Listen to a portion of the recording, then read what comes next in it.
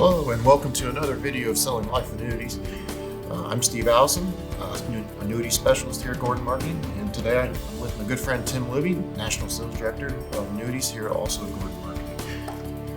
And today we are going to be talking about how to manage your required minimum distributions. It's something that everybody, with those IRAs and 401ks are going to end up having to eventually take out. What are RMDs, Tim? Right. So, RMDs, required minimum distributions, it's the amount on qualified money that clients are required to take out each year. And we've had some changes in the laws around these recently. So Secure Act and Secure Act 2.0 in particular has moved the age back. It was not long ago at all that they were at 70 and a half was when people had to start taking required minimum distributions.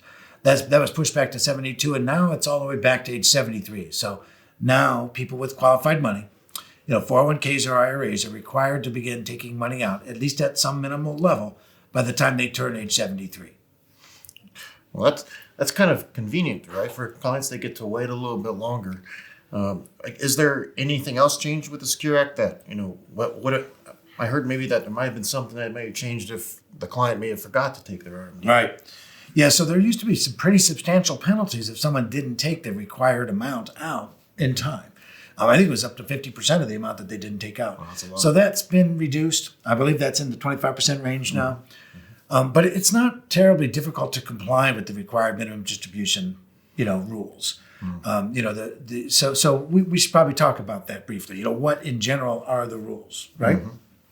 Yeah. So one of them is you take the total of their qualified funds at 12/31 at the end of the year, right? That's right. Yeah. Okay. December 31st of the calendar year values, and then what they determine how much is required to come out based on IRS tables, right? Mm-hmm. Right. So as an example, then, today what is a 73-year-old required to take? Yeah. Well, so the factor for a 73-year-old is 26.5%. So for every 100,000, it's going to be roughly about $3,700, or a little bit more than that for every 100,000. So you're doing the math on us, yeah. Yes. So the factor is 26.5, which really means that they've got 26.5 years to take it out. So they have to take 26 and a half, if you will, out each year, and that comes out, as you mentioned, to just under 4%, 3.77%. Right.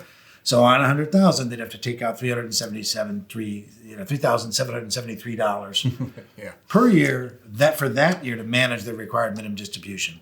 And if I'm not mistaken, it's recalculated every year, right? So when they turn 74, it'll be slightly different, slightly higher factor. Well, it actually ends up being a little bit lower, so it actually makes them take more out. So that's right. They got to get more out. The government wants to get their money from you paying the taxes. So what's a good rule of thumb though for people who maybe have non-qualified money and qualified money, and they're looking to, maybe, have a couple extra distributions to themselves to have more spending money? Yeah, that's a good question. A lot of people that have saved successfully for retirement, they have a mix. They might have some qualified money and some non-qualified money. And a lot of times people on qualified money are sort of the mind only to take out what they are required to take out, to take out as little as possible. And that's not that can work sometimes for some clients. Other people, it may be that they'd be better off to take a higher amount than just what they're required. So they can take out only what they're required, but they can take out more if they wish. And a lot of times we think if someone has a good mix of non-qualified, meaning after-tax dollars, versus qualified, meaning money that has not been taxed yet, that sometimes the qualified money is a better place to go get a very robust income. Perhaps a lifetime income that's guaranteed to last the rest of their life. And it is qualified money. And there's some reasons for that. One big reason being that qualified money isn't always the best asset to pass on to beneficiaries. A beneficiary would pay tax on all of the qualified money when they receive it at their rate.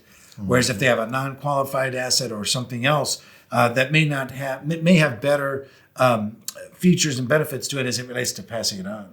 Right.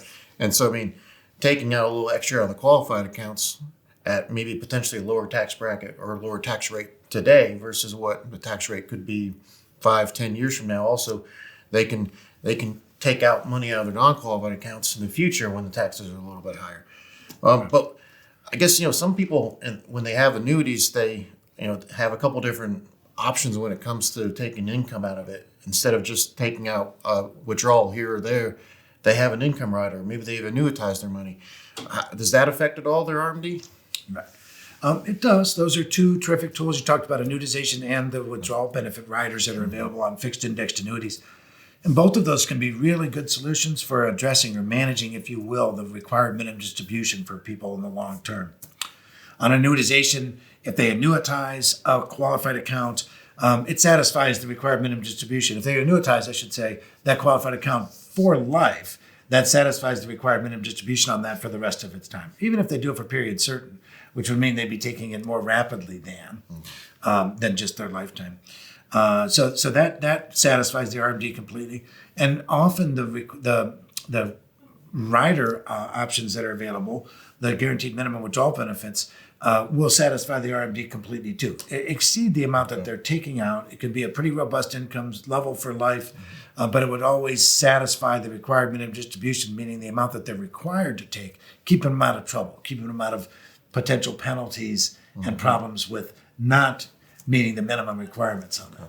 Well, that's pretty handy then, right? Because then the client doesn't have to really worry or fool with being concerned if they've taken enough for their RMD. They know they've already satisfied it if they're already using one of those options. Right. Well, that's pretty nice for them.